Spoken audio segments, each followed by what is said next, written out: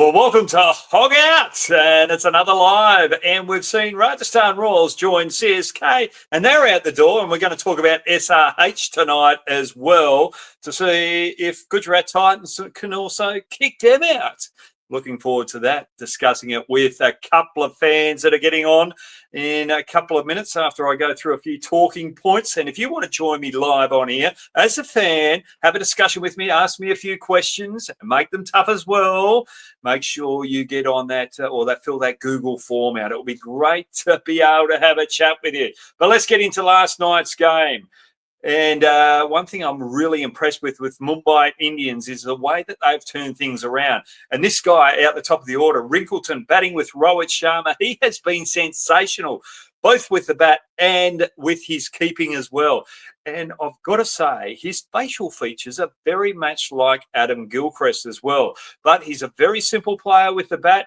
He's very basic. Nothing really outshines, but he just gets the job done. And that's what I like about Wrinkleton.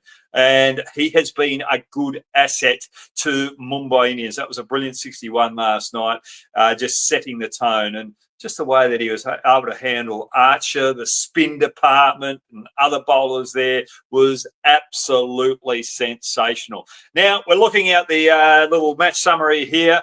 Look, Jaswal and his young counterpart, a 14-year-old up the top, didn't do much the other night. But the one thing with Jaswal and Rana, I was disappointed with when they were facing Bolt, is they were trying to play expansive shots. They weren't trying to hit down the ground. You know that Bolt is trying to bowl swinging deliveries that are full. You take him on with those swinging deliveries, but you know when you've got him a couple of times with that full of length, he'll drop it a little shorter, hit that back of the length, top of the stumps, and both players try to take him across the line, and both players paid the price. But there's another player that I really want to have a crack at from the Rajasthan Royals is Parag. He's the captain. He bowled 2 tidy overs. He was the best bowler, apart from Mudawar. I thought Mudawar bowled well last night, but he was the most economical bowler last night. He should have bowled himself again for at least 1 over. No, he sat there and said, I've done a good enough job. I'm going to leave it to the rest of the boys. You're a leader. You've got to stand up, Mr. Parag. But I was also impressed with Rohit Sharma. His form is scintillating yet again. Surya Kumar Yadav and Hardik Pandya coming out and finishing the job. And then the bowlers just doing an absolute ripper of a job. Chahal was sensational, just getting the ball to swing with Bolt, and Boomerang with his sheer pace. Ooh, he troubled a few of the opposition players. But Rajasthan Royals deserve what they got. They're out the back end because they don't have team culture at the moment. There are too many individuals in there worried about their own performance rather than what they can do for the team. And that's why they are down on the bottom of the ladder. And I'm being very, very hard on them, because at the start of the tournament, they're one of my teams. I played for them. I wanted to do well, but I'm just not happy with the culture there. All right, let's move on. Let's get rid of that game, because Mumbai Indians, what sensation, just the way that they turned around things from the start of the season, then 6 or 7 wins on a trot now, and they look as though they're going to take out the tournament yet again. Super Kings, they were terrible against the Punjab Kings the other night. They should have won this game easily, but the one thing with the Chennai Super Kings, they don't have a quality batting lineup. Shubham Dubey out the back end there is not firing.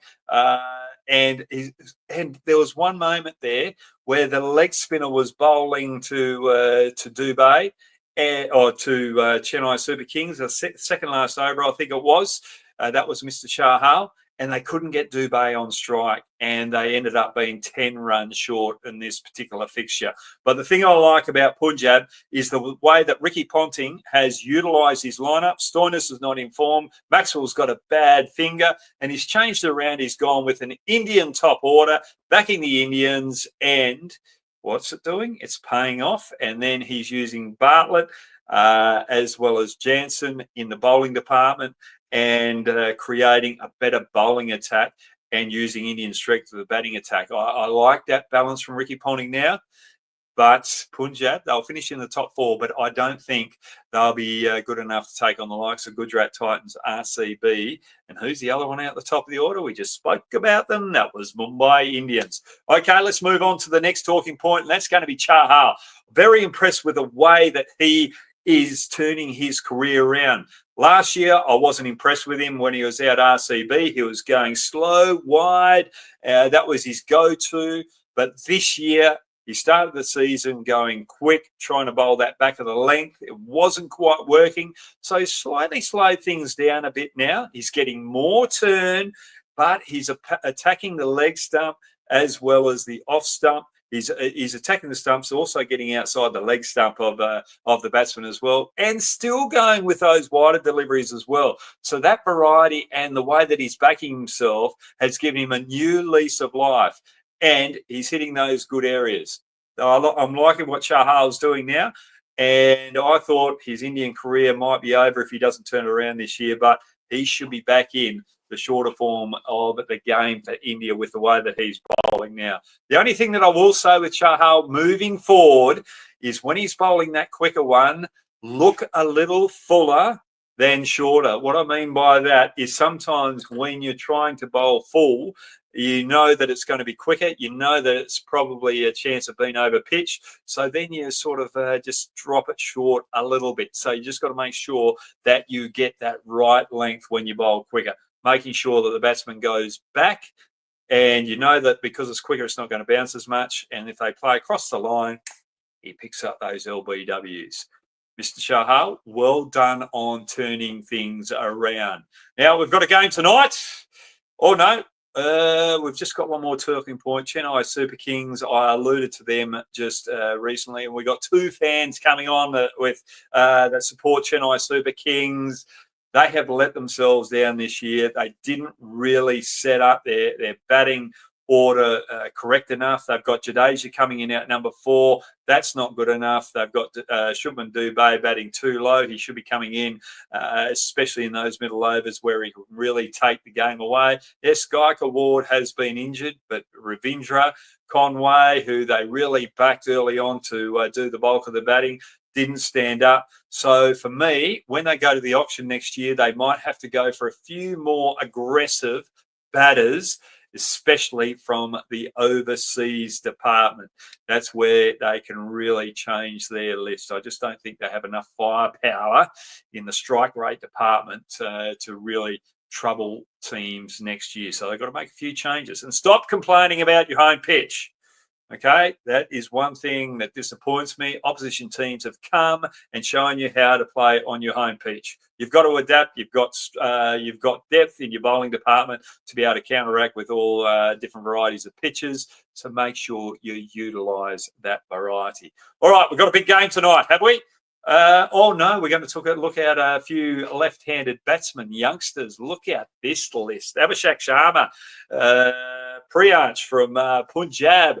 Ishan Kishan, I'm not really happy with him with the dismissal the other night against the Mumbai Indians, but he's made that wonderful 106.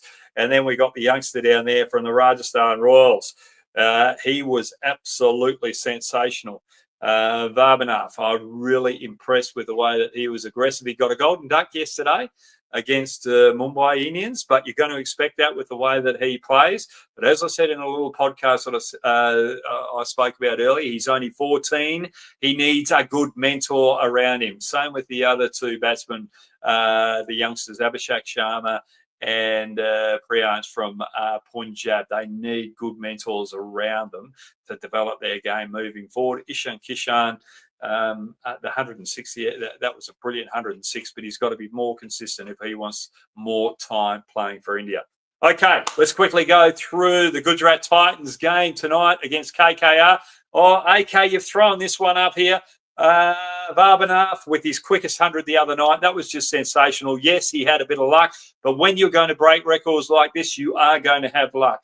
Chris Gale had a bit of luck with that 100 that he got off 30 balls, but as I was speaking about this youngster, he's got to get the right mentor around him. Yes, he's got good composure.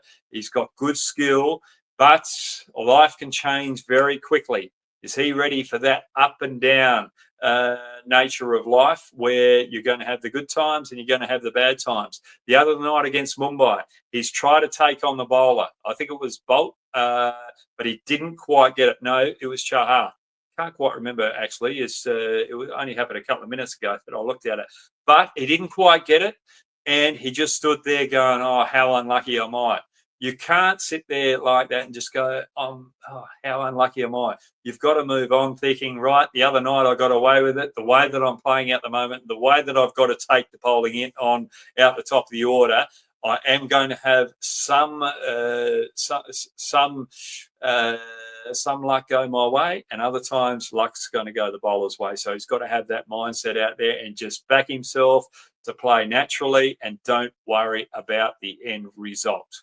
I know it's pretty hard to do, especially as a youngster, but that's the mindset that he's got to have moving forward. Okay.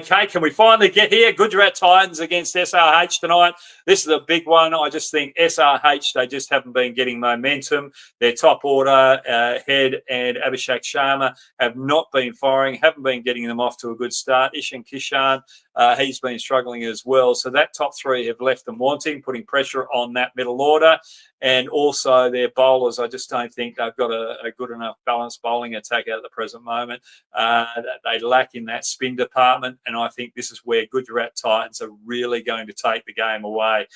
Gujarat Titans, I really will like to see tonight them put under pressure. I'd like to see the top order, the top three especially, fail and see what that middle order can do, because they need that middle order to have a little bit of exposure before it comes to the playoffs, because they've just been hiding on the back of some good performances from Sudarasan and Gill out the top of the order. So watch out for that space. But I think Gujarat Titans are going to win easily tonight. We'll just have a quick look at the table before we get to our special guests. And Mumbai Indians move to the top of the order. You would not think this would happen a couple of weeks ago or a week ago, but they've come from the bottom of the ladder to the top of the ladder in a quick hurry, succession, momentum of wins. That's how quickly life can change. That's how quickly teams' performances can change as well. And Gujarat Titans, RCB, Punjab Kings up the top there. I think that's probably where the top four are going to finish. Punjab are probably the team that is probably most doubtful out of that. But if there's another team that's going to get up there, I could only see luck now with their lineup getting through there. I think Delhi Capitals have still got their problems at the present moment. Okay, enough of just me. Let's move on to our guest. We've got Aditya, and we've also got, I've just got him down here, Sri. Is Sri up there? Srinath? Aditya, how are you going? I'm going good, mate. How are you? Well, I'm going very well. So you're a Chennai Super Kings fan? Yes, I am. Oh, you'd be disappointed with them at the present moment, wouldn't you? Yes, I am. It's not the season we wanted, but yeah, This happens in an franchisee. This sort of season. I'm actually happy with their list. The only thing that I think they could change next year, as I said earlier, is getting potent batters from overseas. Would you agree with me there? Yes, absolutely. Maybe next year we can try for maybe like a Cameron Green, but for that we have to release some big players that big doubtful as far as CSK is concerned. But see, let's see how it pans out. Rightio. Cameron Green, I'm talking to you.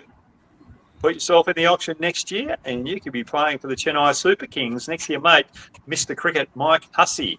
So that's good. And we got Sri there. Oh, Shri's left us. When Shri's back, we'll get him on. Now, Aditya, we better get this moving quickly with your questions. What's your first question for us, please, mate? I mean, my major question is, out of IPL, which is, with only having a small amount of population of 2.6 crores in Australia and being the second main sport in the country, how was Australia being able to dominate the cricket world? Look, I just think it comes to we're just a sporting nation. We love competition, especially back through my era as a kid growing up. It was just competition, competition, competition. You didn't want to get beaten by your best mate, whether you're playing chess, cards, or playing in the backyard. Every sport that you played, it was just competitive. You're out there to win. And I think that's why Australia has been so successful. We're able to be outdoors. We've got plenty of space. There's plenty of strong competition out there to play as well. But that could be changing as we move forward, because a lot of our players used to come from the bush, and the country areas here in Australia are depleting. They're getting less, so there's less sport being played in the country areas. So that will be a big problem, and cities are getting more compact, and kids aren't able to get out as much and play in the backyard or on the roads like they used to. They've got to go down to the park, and then they've got to have their parents to go down the park as well. So there could be a slight change moving forward. I think we've got to make sure that we look at our school systems and make sure that we get sport more involved in those school systems moving forward, so that especially in primary school or junior school, when they're about 5 to 7 years of age, so that by the time they get to the middle school, they've already got athletic skills and bat ball skills. So we've got to make sure that we still monitor where we can improve right now. Don't rest on our laurels. And I think we've been resting too much over the last decade. And I think we might see a little bit of a downside with our cricket teams for a little while, but we'll turn it around and we'll find a way. So the reason being is just that competitive nature. And I'll share a story. I grew up in the country areas. My school probably only had just 100 kids in it, 110 kids in it. So compare that to Indian schools. That's probably one classroom for you guys over there. But yes. The town next to me, which was 30 k's away, or the two towns next to us, they were 30 k's away. We played inter-school sport against each other, and the three schools were so competitive that it just helped with your skills. And we were able to play with the men at a young age as well. That's probably why Australia was so good at cricket for a long period of time. It's a really good question, and that's why Adiev from Rajasthan, 14 years of age, he's ready to play. Get him in there. Give him that life experience, but make sure you've got the right mentors around him to guide him through that growth period. Because life's all about ups and downs, that resilience. So he's going to be a good story moving forward to make sure that he's got that resilience. And I think that's one thing that's got to be taught in the world as well, to the youth, having that resilience. And I think that's one thing that's another thing that I'm worried about moving forward. Do the kids have that resilience that's required to succeed in any field? So, Shri, how you going? Hey, good evening, Hoggy. Doing very well. How are you? I'm going very well. Now, you're a Chennai Super Kings fan as well. But yes, life is all about ups and downs, like you rightly said, right? So, probably not this year, but I'm sure, being a Super King fan, we know how well they can bounce back. And probably next year would be ours. So, yeah. Well, hopefully it is. Now, what's your first question that we're going to get underway tonight? Sure. My first question was about what I feel this year's IPL was all about, finding new superstars, right? And you have already spoken about Vaibhav, but I still feel there are a couple of other players whom we can watch out for. One is Priyansh Arya of the Punjab Kings, the opener there, who's been very explosive, looks to be a raw talent.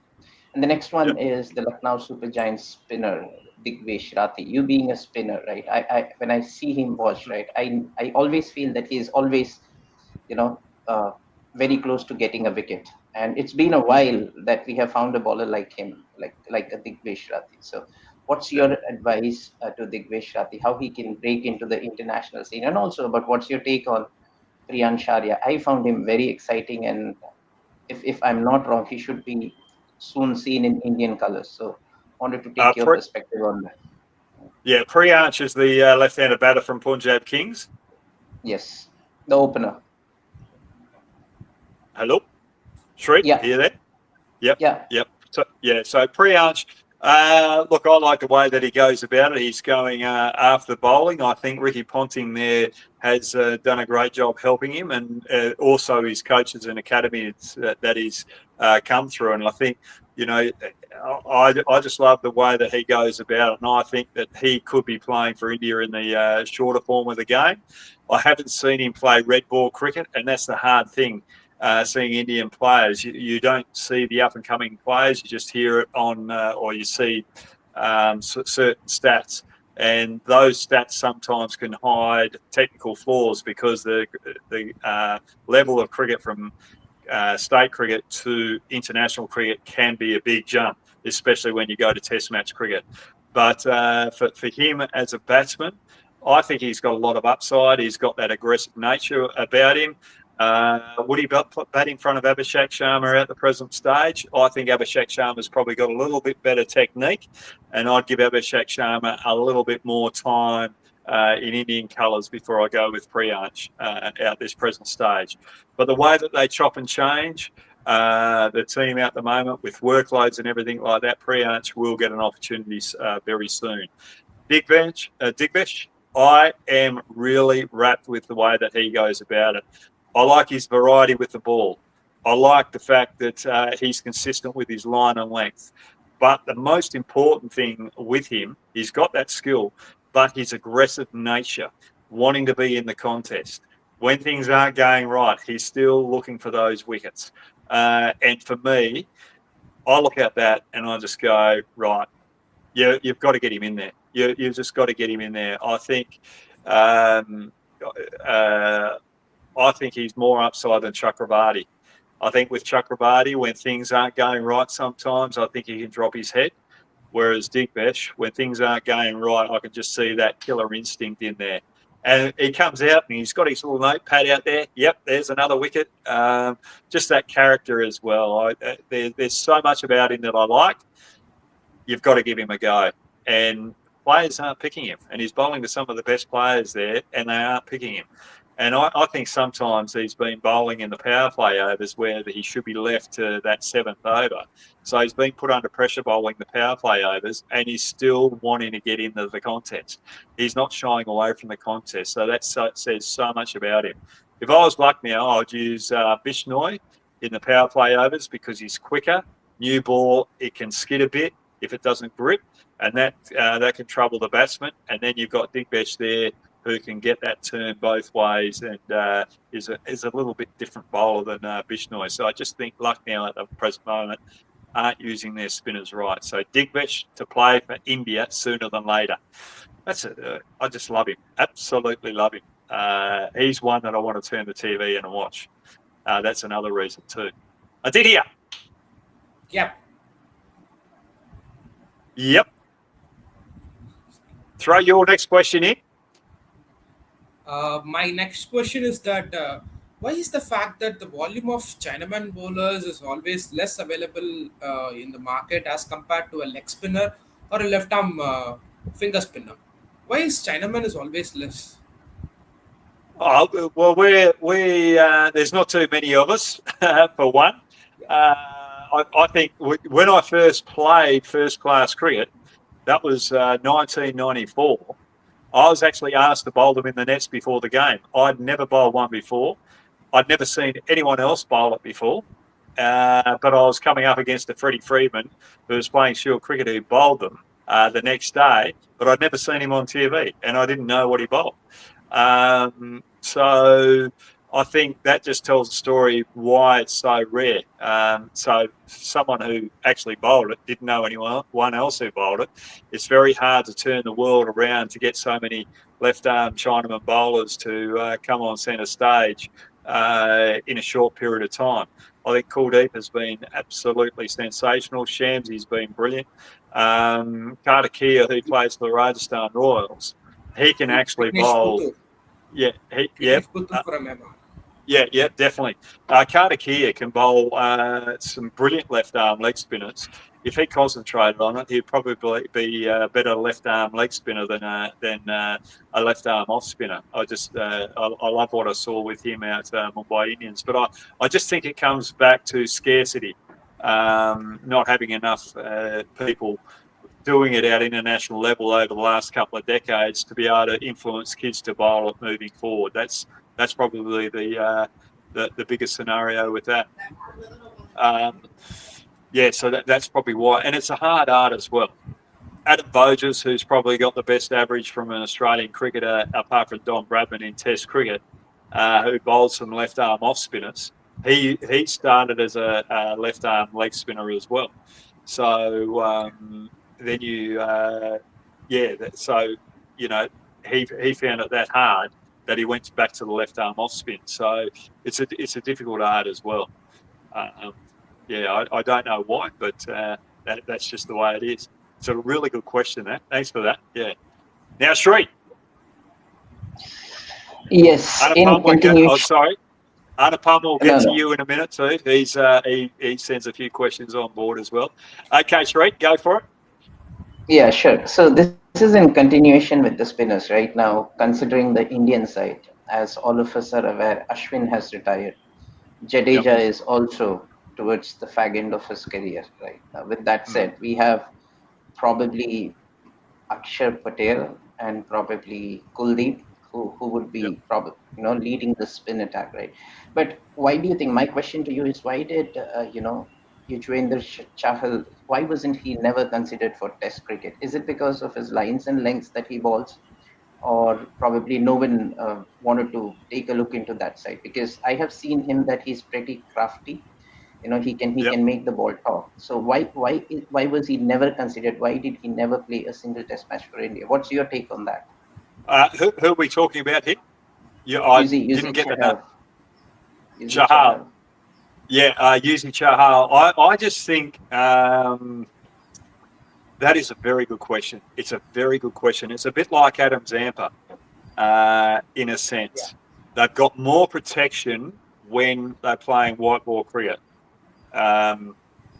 When you're playing Test cricket, you've got to try and put pressure on around the bat. So when Chahal was under pressure a couple of years ago, as I said during the start of this live, when he's under pressure, he goes wide of off stump. You can't do that for a long period of time in Test cricket. You've got to be attacking the stumps all the time, and you've got to be able to keep it tight all the time as well. And I just don't think he's got that consistency to keep it tight for long enough out Test cricket level. And it's the same with Rashid Khan as well. The reason why he has his problems out Test cricket is because he's so used to playing one-day cricket. It's quick into the batsman. He bowls all these variations. But when it comes to Test cricket, you can't bowl all your variations like you do in the short form of the game. You've got to be like Shane Warne was, or Stuart McGill, or even Muralitharan. They had their stock delivery. They were able to control the batter with their stock delivery, have batsmen around the wicket, and really put pressure on the batsman. Shane Warne comes up with a very, very good quote, came up with a very good quote. When you've got an attacking field, you bowl defensively. So that means you just bowl your stock ball 99 or 95% of the time, as much as you possibly can. Just rip it in that good area and really put pressure on the batters. But when you've got more of a defensive field, that's when you can bowl your variations a little bit more through the innings. So for me, I don't think Chahal and Zampa have that stock delivery for Test level that can control the batsman with a very attacking field. I think that's probably one of the negatives with Chahal moving forward. And I hope he proves me wrong. I really hope he proves me wrong, and I hope he gets that opportunity to play Test cricket, because I think he's a classy bowler, and what he's done this year, the way that he's adapted in the last 4 games, tells me that he's starting to think about his game a lot more, tells me that he's more confident with his game, and tells me that he's learnt a lot over the last couple of years. So he's got to go back to first-class cricket, perform there, and hopefully when they're on Indian soil, he might be able to have an opportunity, because it would be great for him to have the opportunity. But if I was looking at it, I'd probably go with someone like Big Vesh if you're going to have two spinners, and have Axar Patel as the frontline spinner moving forward for Indian cricket right now. That's a very good question, and I'll put my career into the hat there. I don't like talking about it, but I was predominantly a white ball bowler, because one, you had Shane Warne and Stuart McGill.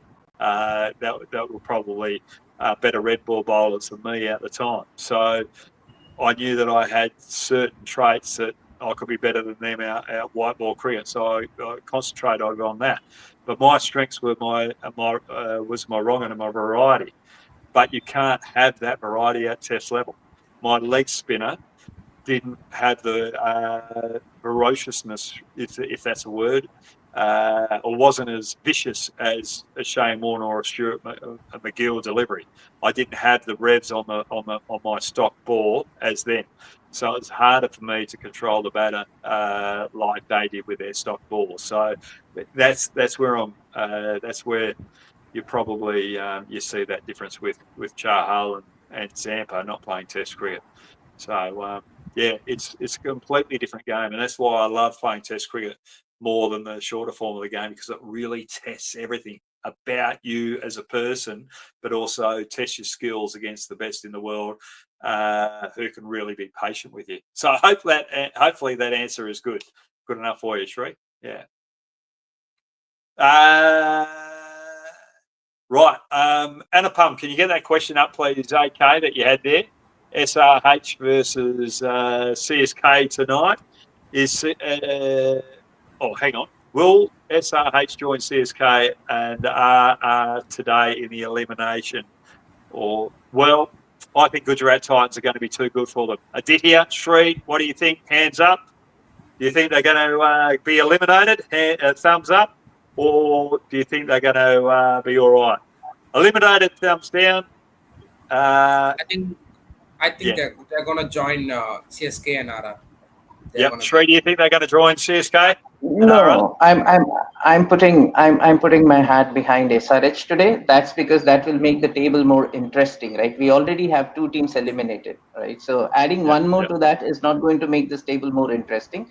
So that's probably the reason why I would want to put my money on SRH today, so that they stay in the race and make the table more interesting. That's all. That's good, Shree. That's good. And it's close to your lot down there at CSK too. So I like that. SRH backing them. Now, Didier, have you got another question for us? Yeah. Nowadays, after this T20 era, most of the batsmen who are pretty much aggressive are being more, talked more and being so shiny rather than conventional players. And is that affecting mainly the format like Test, maybe away Test, especially from players from India are pretty much struggling in away Test. Uh, is that the aggressive era of T20, aggressive era of batting is affecting the Test and ODI format? Yeah, look, you can look at it in that regard. I was talking to someone. I was just in Delhi a month and a half ago, and we were talking about the academies there, and some of the best players that are coming through the academies still come through those academies that concentrate on the long form of the game, especially on in the early development of a young kid's career. So any young kid out there, if you want to succeed in T20 cricket, Test cricket, or if you want to succeed in T20 cricket and play the IPL, still go to those long form academies early on. Make sure you spend 3 to 4 years out those long form academies, because it gives you a good foundation with both bat and ball. Batting, you're getting the right technique. The ball, you're learning how to get wickets, how to get batsmen out. If you just concentrate on T20 cricket, you don't learn how to get batsmen out as a bowler, and you don't know as a batter how to play in tough situations, tough conditions. And I look at Jaswal. Jaswal is such a fine talent. And when it comes to Test cricket, he's got a reasonable technique. But when he's trying to drive and be aggressive, he's leaning back. You look at Abhishek Sharma, Travis Head, who are going to bat tonight. Both of them are aggressive players, but they've lost their shape now. They're under pressure because they haven't been performing as well as the last couple of years. And when they're under pressure, they're trying to overhit the ball, and their shoulders are starting to face the bowler too early in their bat swing. They've got to be more side on. You look at Jaswal getting out last night. Bob, full. Beautiful shot down the ground, beautiful shot over mid-on. And then all of a sudden he goes slightly shorter because Jaswal's got his measure, and Jaswal plays all over it instead of still trying to go straight down the ground. Rana tried to take him over mid-wicket rather than try and hit down the ground. You still got to keep those foundational basics as a batter, especially against the new ball, because the percentage is hitting straight through the line. As soon as you go across the line, wickets start to fall, especially with bowlers like Bolt and Chahal, Boomerang, who can swing the ball. So for me, you're exactly right. That aggressive nature is affecting techniques when they go to Test cricket. It goes the other way as well. If you don't have that foundation, you're not going to survive well enough when it comes to T20 cricket. You look at, I think it's Venkatesh Iyer as well from KKR. Yeah.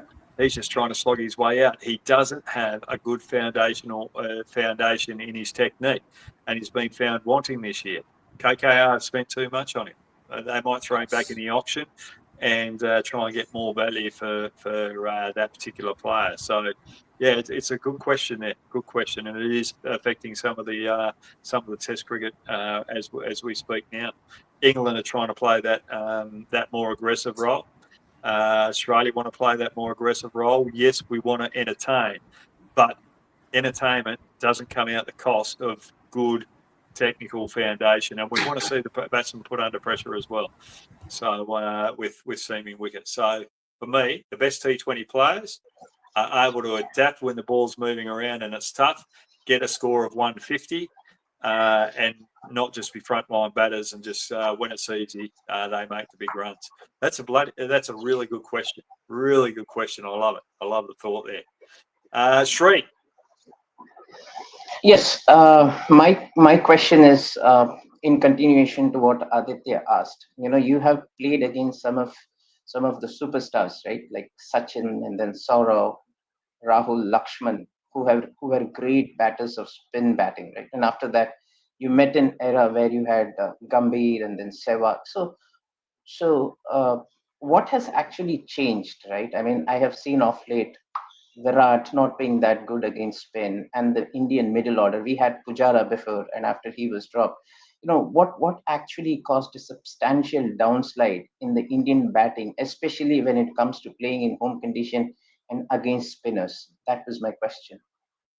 Yeah, it's an interesting one, really. You go back to those old players that you're talking about. And I'm going to bring Surya Kumar Yadav in here because I think Surya Kumar Yadav is probably one of the better players of spin that India have got at the moment with the way that he sweeps. Now, Surya Kumar Yadav with his sweep shot, if he could match that with a Rahul Dravid playing spin back in the day, Rahul Dravid went to the sweep as well, but not as aggressively as Surya Kumar Yadav. But Rahul, I remember bowling to him. He would go right back on his stumps, try and work you for one, and then try and get you to bowl fuller. Then when you did bowl fuller, he's out of the crease to the pitch of the ball, bang. He's punishing you. So he's trying to play with your length. Now, Surya Kumar Yadav, he can do that with his sweep shot because he's got such a good reach. Then you know that the bowler's going to be trying to go a little bit shorter. That's where you've got to go back and be very good off your back foot and really punish the bowler there. It's about putting the bowler off that line and length. And the other thing is too, back in the day when the wicket was doing a hell of a lot more back in those days, the Indian batsmen used to play with softer hand as well when they were defending.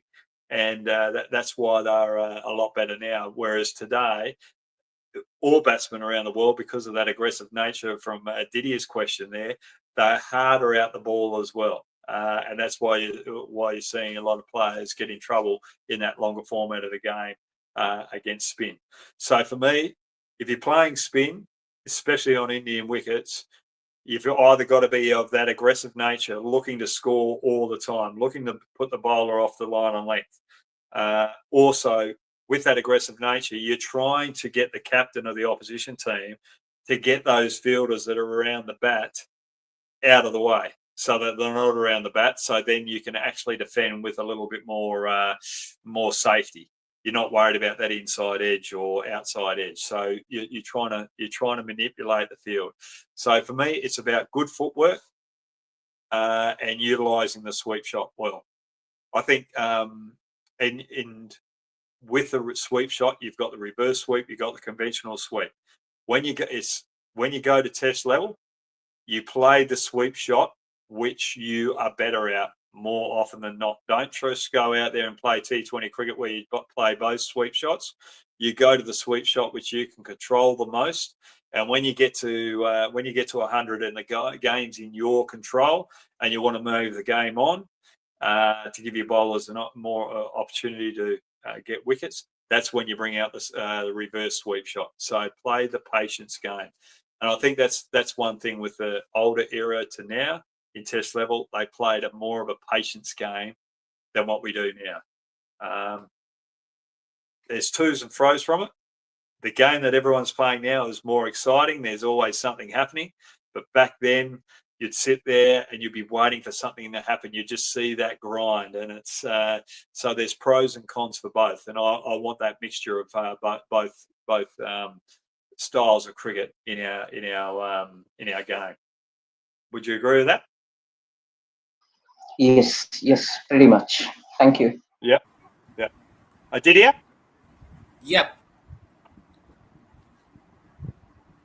I'll go with my next question, which is as same as my first one, which is like how can also New Zealand being able with having only 52 lakhs of population and being able to produce the cricketers that each and every cricketers that they are producing are world class.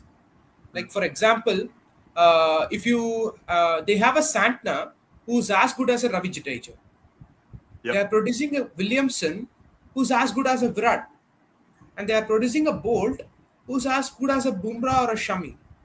Yep. How can they able to produce each and every cricketers, and they are being able to compete in each and every tournaments with big teams like India, South Africa, even Australia, and in big tournaments? How is that possible? Well, it's similar to what I said with the Australian side of things. They're a sporting nation. They're very competitive. Every time they play Australia, they push us to the brink. They never give up. They have that attitude, a bit like Big Vish, the spinner from Lucknow Super Giants. He's got that attitude that never give up, and that's the New Zealand way. They have that legacy about them. I think now that you've asked it in the Australian side of things as well as the New Zealand side of things, when you look at a nation like India, who have got such a larger population than Australia by nearly 1 billion people, why aren't India producing better quality cricketers on a more consistent basis? If you look at per capita scenario, and what I mean by that is that how much talent has been missed in India at the present moment that is not playing IPL cricket or not playing first class cricket or not playing international cricket. Is there a system there at the moment which sort of says, oh, right, well, we don't like that particular academy over there, so we're not going to pick those particular players? So I'd like to change the question up to there. Why isn't India producing more quality players? Why isn't Pakistan producing more quality players? They've got 300 million now population over there as well. So that's a big question there. You can even say that with England as well.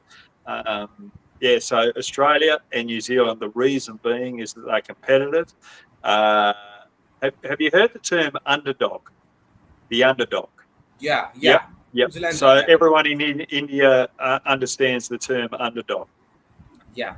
So both New Zealand and Australia really have that mindset of going for the underdog. So if I'm watching a game and I'm watching a neutral game of footy or cricket, either way, I'll sort of be favouring one team, and when they get in front, I'll start favouring the other team. So yeah, that's kind of the mindset with Australia. They want the underdog to get up and beat the top dog, and that's what you see in most of our sporting teams and sporting individuals who go to the Olympics and Commonwealth Games as such. They have that attitude. I think you can have the talent, you can have the skills, but if you don't have the drive, you're not going to go anywhere. Yeah. So, and it's exactly what you guys are going to do with your careers. If you've got the drive, you can go anywhere. If you've got the drive, you've got to have the drive. You can have the skill. You can just motor along and just be comfortable where you are. But if you want to test yourselves, you've really got to have your drive, and that's why New Zealand is so good and so competitive. Actually, I'm just going to put my glasses on. Can you guys see this question here? Brad Hogg, sir, simple answer is even though population is 100x compared to Australia, the infrastructure is very bad compared to Australia. Now, quick info, that is a good point, a very good point. But you go back to the West Indies. You go back to Australia earlier on through some past times. We don't. The infrastructure wasn't that good. The infrastructure in the West Indies during the 70s was not good. It's not about infrastructure. It's about culture. It's about each individual when they're putting a team, doing the team thing as well. But it's about each individual having the heart, having the drive, having the mindset to get over it. So it's not about infrastructure. I've seen some of the best players come from nowhere, not having that infrastructure, get to the top. So you'll be very surprised how many players from Australia coming from the bush didn't have that quality infrastructure that you think it is. So it's a good point. I can see where you're coming from there, but it comes from drive and heart. And if you look at it, England's probably got better infrastructure than Australia, and we still beat them, don't we? Hey, I love that. Right, Shree, I think it's your turn. Yeah, sure. So to answer that question, right? I mean, I agree with you, Hockey, that it has got nothing to do with infrastructure, right? Now, for that case, one simple example is of Karun Nair, who scores a triple hundred in Test match, and he never plays again for India, for reasons well known to the administration and those selectors and people who were playing around him, right? So these kind of things should definitely go away, and it cannot be a kind of a thing wherein you are my relative or you are my cousin and then you get a chance. Those kind of things should definitely go away for us to identify the right talent and all. More than the infrastructure, these are the things that needs to be addressed at a grassroots level for us to find the right talent, and specifically the raw talent. Now coming back to my question, my question. But before you go there to your question, Shree, because you brought up a good point there. And everyone listening here, I just want to, because I do a bit of mindset coaching here in Australia. So when you get into that situation, whatever you're doing, whatever field you're in, what do you think you can do to turn the odds back in your favour? So you've got Naya there. How could have he turned it in his favour to be able to get more opportunities moving forward? Could have he reacted differently? Could have he done anything differently? What options do you think he would have had? No, I think from my perspective, right, he did whatever he could do, right? And especially I think he got injured after that innings, and after that he could never make his mark at the domestic level, right? So one thing is, once you get dropped from the national team, the one way to get back into the team is by performing at the domestic level. And I think he didn't make any name, and that may be one of the causes. But then I have seen, umpteen chances being given to people who have not performed in the last 10 or 12 innings. And why was that exception made to someone like Karun Nair, who also played a very, very good innings, I think so, in this IPL, right? Where he took Yeah, all of the ballers to clean us, especially I think it's a match against MI. So I think these kind of things should be overlooked. And especially in India, I don't know if Aditya will agree. I'm not trying to bring in any biases. There is a certain amount of bias towards certain region, right? I mean, if a player comes from a certain region, they're yeah, overlooked. yeah, And yeah, that kind of a yeah. bias system is definitely there. That needs to be ironed out from the system for us to identify, talent as it is. Yeah, That's one of exactly the. right. Exactly right. I totally agree with you there. If there's one thing that I've probably learnt through my life, if you've got the right people around you, they can help you through this process. But it's trying to find the right people in those other areas where the bias is there and try and create relationships underground. When I say underground, through the back door as such, so that you're in with a click type scenario. And I know you've got to keep your individuality, you've got to keep your boundaries, but you've also got to learn how to communicate with these people to sort of not be in favour with them, but also be on the same page, so that you're all driving. You want to play for India. You want India to do well. You want to have that success, but you've got to position yourself in that space where you can make a difference in that environment. So it's about communication skills for me, and trying to find those relationships that can help you in those areas where there might be a bit of bias there. How can I get to know these people that have that bias against this particular region? So that's probably where I was trying to go with that. Is there's always a way, if you're willing to get around certain obstacles, and you've got that brick wall behind you. You can't just bash that brick wall down doing the same thing, You've got to look for that. You've got to look for a door or two along that brick wall to be able to go through and find your way through that back door. So yeah, that's where I was going with that. No, I was just trying to help everyone out there who's trying to get a career underway, and if they want to revamp their career and move on, look for those avenues, look through those doors. What do I have to do now to be able to move forward, move my life, move my career forward? And that's what Corona probably could have done, even though he had the injuries, because everyone knows he's got that talent. So yeah, it's a good point. Good point. Now let's go to your question. Yeah, sure. Yeah. So Yeah. it's a little bit. Okay. Okay. Okay. Is it Okay. is it Aditya Yeah. or me? Yeah, it's you, Tree. Yeah. Okay. Okay. Yeah. My question, just a little bit of a futuristic. I think we are now, IPL is almost done, right? 60-70% is done, and now we are looking forward to the Indian tour to England, right? And the biggest thing that's being discussed is number 5, right? Shreyas Iyer being in the form that he is considered to be a hot favorite. But my question is, Sarfaraz has done nothing wrong. He has played exceptionally well. And we also have Karun Nair in contention who can play at that spot. And that's the spot where he got his 300 as well.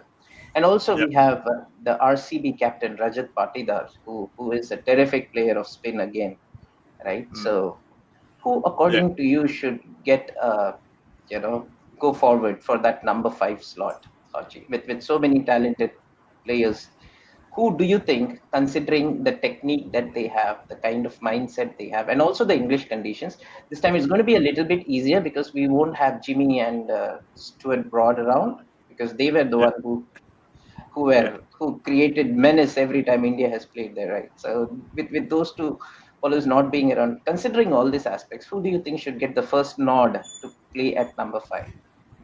Well, it depends who's going to open the batting and where you play Gill and where you have Parts as well. So Shreyas Iyer out number 5, I'd like to see him there, but is he going to play that aggressive brand of cricket as well?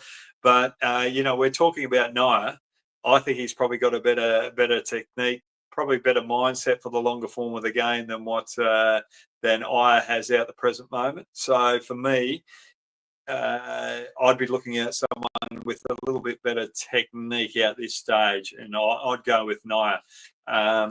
If I was going to put Iyer in there, it would have to be Gill opening the batting with Jaswell, two youthful players up there, and Rohit Sharma would have to have left the arena, and probably have Shreyas bat number 3 with that aggressive style, and then all of a sudden you've got an aggressive number 3, Virat Kohli coming in at 4, and Nair coming in at 5, who can try and resurrect if those two, if they lose early wickets. And then you've got Pant coming in to play that aggressive brand of cricket. The other thing is too, are you going to play those all-rounders down the bottom order as well? Or are you going to play a more conventional lineup where you have 6 frontline batters, 4 frontline bowlers, and an all-rounder there, because you've got Pant batting in the top 6. So are you going to have Axar Patel with Jadeja, or are you going to have Axar Patel bat with Chahal or Kuldeep Yadav or even Vignesh as another option of spin? So you've got to have the balance there. But I'd like to see Nair get another opportunity. But if they're not going to go with him, they'll definitely go with Iyer. I think Iyer's just showing that form. But the other thing is too, Iyer's upset the BCCI a little bit with a few things, with not rocking up to a few certain things. So that might play against him as well. But I'd like to see Nair get another opportunity at Test level, and I think he'd suit English conditions. Yeah. Aditya, do you agree with me? Yes, I agree. And that's where my question actually emanated out of, right? Because I feel he's been given a very raw deal, actually, Hoggy. So I felt he should get a long rope again. So Yep. Definitely. And do you agree with that, Shrey? Would you go with Nair? Yes, definitely. He's my number 5. He's definitely my number 5. See, I like, you're talking about Khan there, and you brought Khan up as well. I like his attitude. I like his cheekiness. But, you look at his fitness side of things, I think he can be a lot fitter. So for me, you just look at different aspects of a person's persona. Khan is just up and down with me at the present moment. I love the way that he goes about it. I think you need that cheekiness in your team. But is he sustainable moving forward? Does he have that proper technique to be able to handle English conditions? I don't think he does. I think you've got to go with Nair. Yeah. And I think all 3 of us agree with that. Yeah. Aditya, have you got your next question? Yeah. My question is that IPL selection based on IPL is being so biased. If you can get that recently, there are a lot of players who are scoring tons and tons of runs and picking up a lot of wickets in the domestic format. But only if you perform well in IPL, if you show some glimpses in IPL, you are being or considered for selection for India. Like, Yep. for example, if you could take Sarfraz Khan, Yep. he was he have to score tons and tons of runs in the domestic formats as compared to as Karun Nair. Karun Nair is coming to the talking point only after he scored more amount of talking point only after he scored that 81 odd against Mumbai Indians. If you could easily get an example of Harshit Rana, who played less amount of first class matches in his career, but he's straight away getting selected for India in all 3 formats, especially in overseas countries. I'm not saying that Harshit Rana doesn't have any talent, but is that IPL based selection is being so biased, especially in India? Yeah, I totally agree with you, and I think the one thing with that is that you're seeing players perform on TV, and if you're a selector sitting there, you're seeing them perform on TV, then all of a sudden people are making comments about it. Then all of a sudden there's a lot of bias going in there from what you actually see, and you start forgetting about what's actually happening in domestic cricket. And then you're probably sitting there sometimes as a selector, because the IPL goes for too long, you start forgetting about those other people in first class cricket. They're not in that space. So And the other thing is too, there's probably a bias there. Well, if these players aren't getting selected by IPL, and IPL is the biggest tournament going around in the globe at the present moment, outside of Test cricket, well, they mustn't be that good. So what are they seeing that I'm not seeing? So all of a sudden, those other bias come into your selection process. So that could be playing a big part in it as well. I think that's where Rahul Dravid might have been better as a selector as such as well, because he's probably got a better mind for it or a better eye for it than most others, and doesn't get affected by too much bias as well. So yeah, I think the good move by the BCCI at the present moment is saying that you've got to go back and play first class cricket. So what that's going to do is have these players go back. And if someone stands up in a performance where one of those international players are there, then all of a sudden the selectors' eyes are going to open up again in first class cricket. And I totally agree with you. You've got to have more respect for first class cricket than what's been shown, and that's in England as well. A lot of T20 players or 100 players are coming in and playing Test cricket without much first class experience. They're picking players on potential rather than performance, and I don't think Test cricket should be like that. One-day cricket, maybe, as a testing ground, but not Test cricket.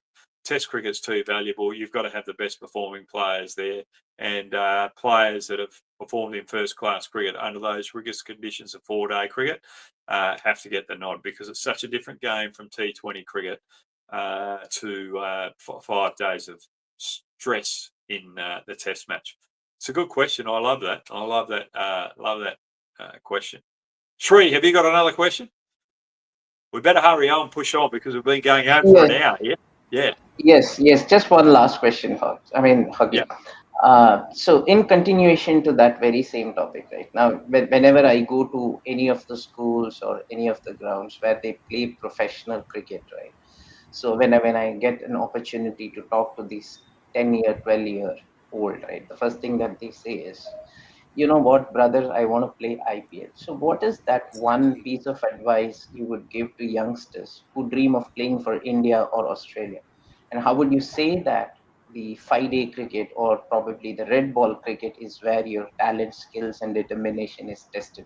How would you draw them? How would you attract them towards the 4-day or 5-day cricket than all the glamour and money that you have around the T20 cricket going on in the world? So what would you instill in them? Why would you say, or what would you say to make them feel that, okay, 5-day cricket is the real cricket?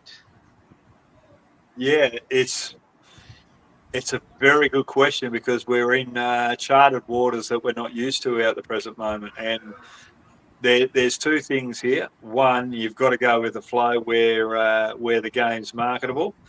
Is Test cricket marketable at the moment? If there are some troubles there, well, what's causing those troubles? And I think the question that you've probably got to ask the administrators is, what could break Test cricket? What could ruin Test cricket right now?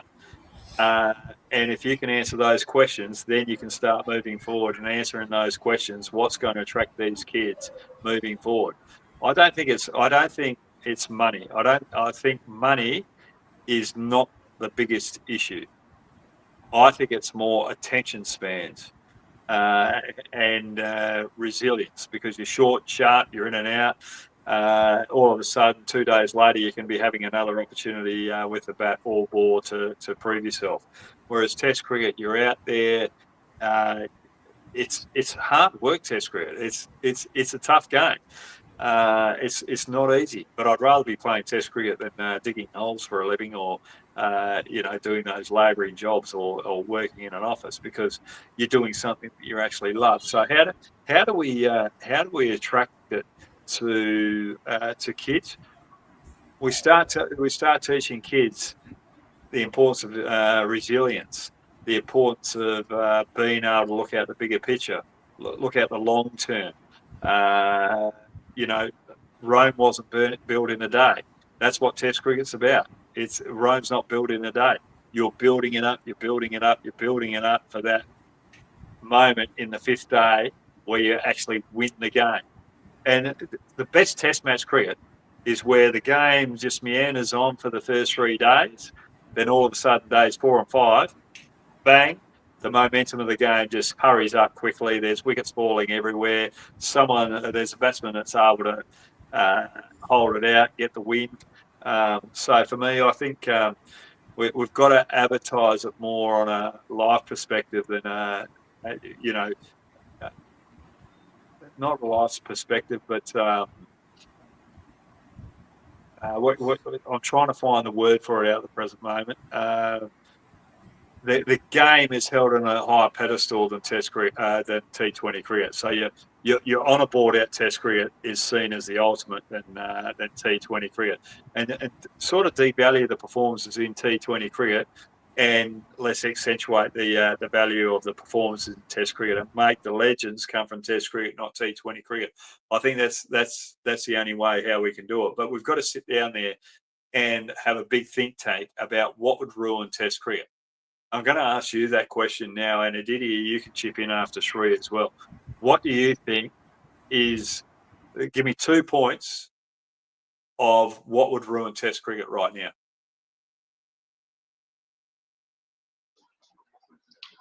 Sri?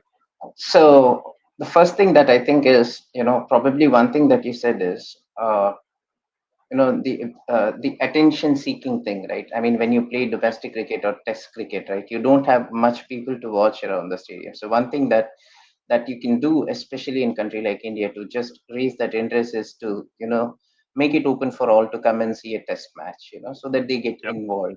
Especially, you definitely know that people are going to pay money to come and watch IPL games because it's just a kind of a short duration game, and they go home entertained.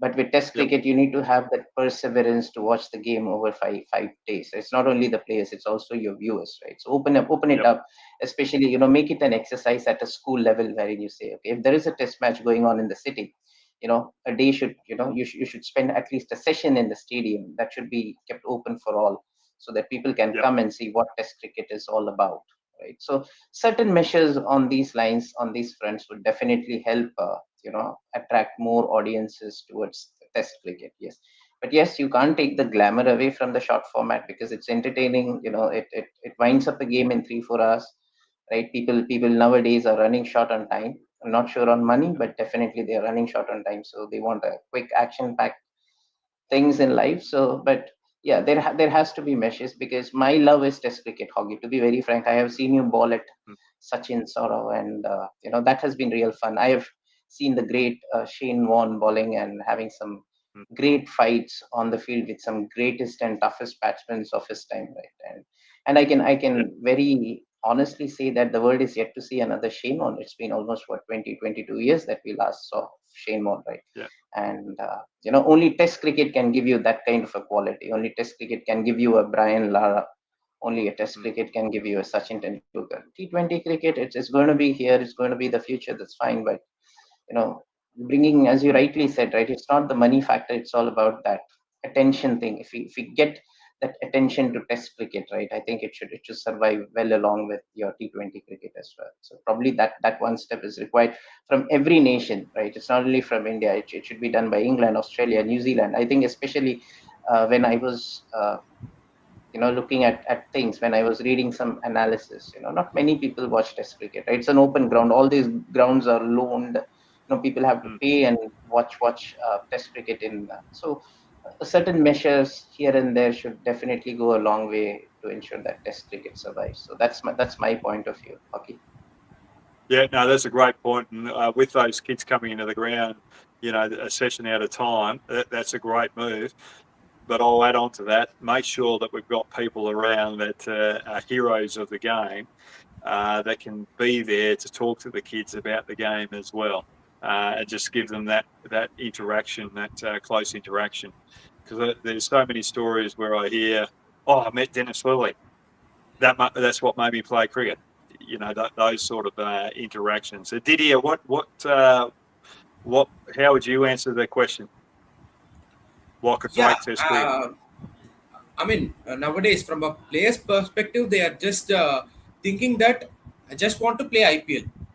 Yep. I just want to play IPL. I can get popularity. I can get a lot of money, and I can also get selected in the Indian probables. I mean, not only in Indian probables, in world cricket. Yep. If they uh, perform well in franchisee cricket, they are getting much popular. There is no use of scoring lots of runs or picking up a lot of wickets in domestic cricket. So if I can play IPL, I can get popular, I can get a lot of money, and also I can my career towards cricket will be easier towards the selection of my national team, representing my national team if I perform well in this franchisee cricket. So just nowadays, this T20 cricket is purely affecting the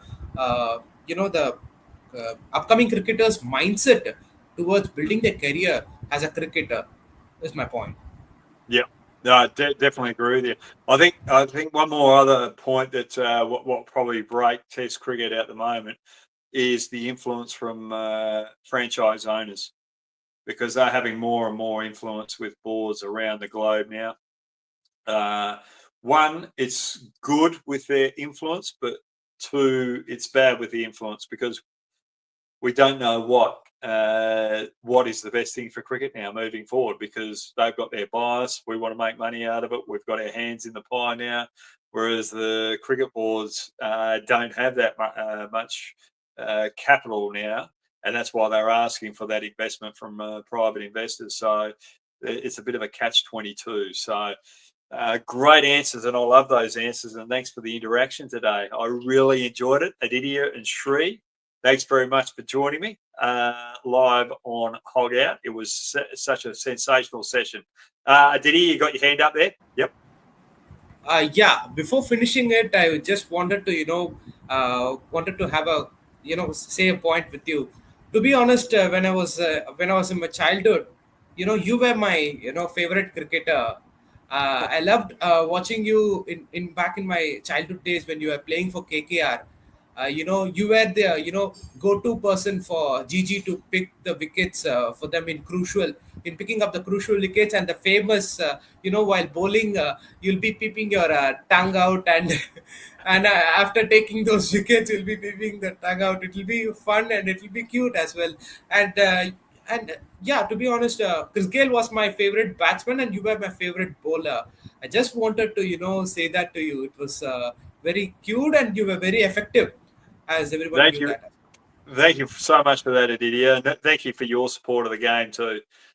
Shree's got his hand up too. Yeah, yep, Yeah, I understand we are at time. I won't take much time, Hoggy, but I can say with yeah, a lot of confidence that you are one Aussie that most of the Indians love. We actually hate Aussies, right? yep. Because we remember what you have been doing to us in the past, and what had has been a tremendous headache for us of late. But you are one Aussie whom all of us loved watching, and every now and then I come across that story where Sachin signed a ball for you and he said, "You will never be able to take my wicket." That's a little bit kind of a soother to our hearts. I don't know how much true or false that story is, but yes, you Oh, are probably you're the most loved Australian here in India for sure.